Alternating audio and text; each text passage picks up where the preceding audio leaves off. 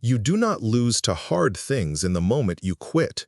You usually lose hours earlier when your brain quietly chooses the easier deal. It says, not now, after one video, after one snack, after one message, after the mood changes. Then the day ends, the hard thing is still there, and now it has grown teeth. Most people do not avoid hard things because they are lazy.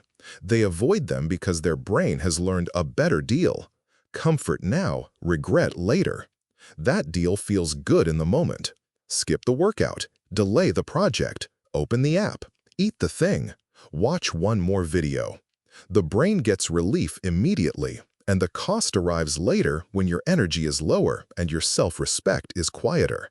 So if hard things feel awful to you, do not start by insulting yourself. Start by understanding the trade your brain has been practicing. Your brain does not magically love difficult work. It learns to tolerate it, then trust it, then sometimes enjoy it.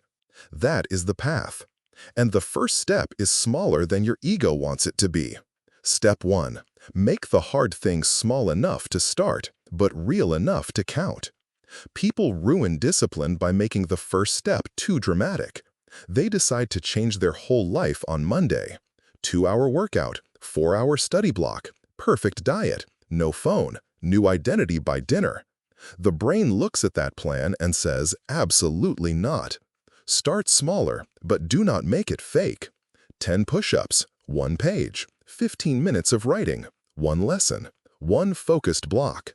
The task should be easy enough that you can begin on a bad day, but meaningful enough that your brain knows you kept a promise. This matters because the first reward is not the result. The first reward is proof. Picture someone who has delayed the same project for 3 weeks. Every night they promise tomorrow will be different. Tomorrow comes, the project still feels huge, so they escape again. Then one day they do not fix the project. They open the file and write the first ugly paragraph. That does not look heroic. But to the brain, it is evidence. The wall has a crack. Step 2. Use a start ritual so your brain stops debating. Decision is expensive when you repeat it every day. Should I work now? Should I start later? Should I do the easy version? Should I check my phone first?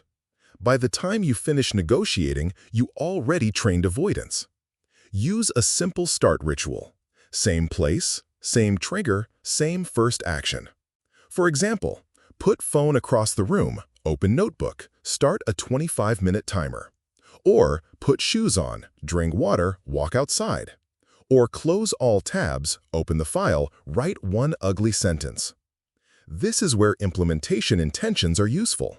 When you decide in advance when, where, and how you will act, the brain has less room to improvise excuses. You are not trying to feel motivated. You are removing the courtroom. The next step is what keeps the brain from saying, fine, I started, but nothing is happening. Step 3. Make progress visible before motivation disappears. Hard work feels bad when your brain cannot see movement. That is why games are addictive. They show progress instantly. Points, levels, bars, rewards. Real life is slower, so you need to design feedback. Make a visible scorecard, but keep it mature. Not a complicated productivity system, just a clean mark for completed effort. Workout done. Deep work block done. Reading done. Skill practice done. The point is not to worship check marks. The point is to give your brain evidence that effort is building something. Without evidence, discipline feels like throwing energy into a hole. That is where most people quit, not because the work is impossible, but because progress is invisible. Step 4. Pair effort with a clean reward after the work. Most people put pleasure before effort and then wonder why effort feels like an enemy. They scroll before studying, snack before working, watch content before creating. Their brain learns the good part comes first and work is the thing that ruins it. Reverse the order. Work first, then reward. Walk first, then coffee. Study first, then episode. Write first, then scroll if you still want it. This is not punishment. It is training sequence. Dopamine is involved in learning what to repeat, so teach your brain that effort opens the door to reward. Step 5. Stop judging the session by how it felt. This is where people lose. They expect hard work to feel good immediately. Then the first few sessions feel awkward, boring, or frustrating, so they assume the system is not working. But the goal is not to love every minute. The goal is to become the kind of person who does not need perfect feelings to act. After a while, something changes. The task still takes energy, but it stops feeling foreign. Your brain recognizes the path. It has been here before. It knows the discomfort does not kill you. On day 1, hard work feels like an argument. By day 7, it may still feel hard, but it no longer feels unfamiliar. That is the shift you are looking for. That is when hard things begin to feel good in a deeper way. Not easy, good. Good because you kept a promise. Good because you can feel your life moving. Good because comfort no longer owns the steering wheel. Here is the full system. Shrink the task. Create a start ritual. Track visible effort. Reward after the work.